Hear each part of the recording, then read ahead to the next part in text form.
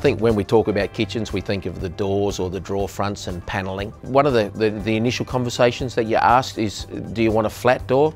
Or would you like a door with a bit of profile, a bit of character to it? Some homes are traditionally really old and have character, and they need a door that has a little bit of shape to it. Others are really contemporary and modern, and so you got that really nice flat, potentially gloss finish on your doors. If you're looking at a door with a profile, then it narrows down your options. You're looking at either a vinyl wrap door, or thermolaminated as it's called, or a 2-pack door.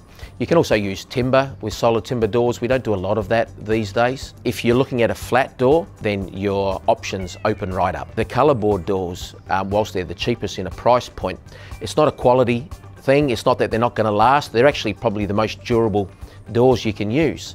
It's the cost to fabricate and manufacture is cheaper than some of the other costs. You can do those in a sheen or a semi-gloss sort of look. Some of the timber grain looks in those and the finishes, the feel of it are just phenomenal. So don't limit yourself. Research, have a look and find out what's available, either in our showrooms or even we're sitting down with our designers. Because remember, the finish to your kitchen or how it feels, it's not just the colour thing, texture is really important. One thing we're doing a lot of these days is an acrylic door. It comes in a gloss or an ultra matte finish, beautiful. Their high gloss is probably the truest gloss, even truer than a painted 2-pack finish. Fantastic. You really come and have a look, and I think you'll be quite surprised at what's available in terms of door finishes.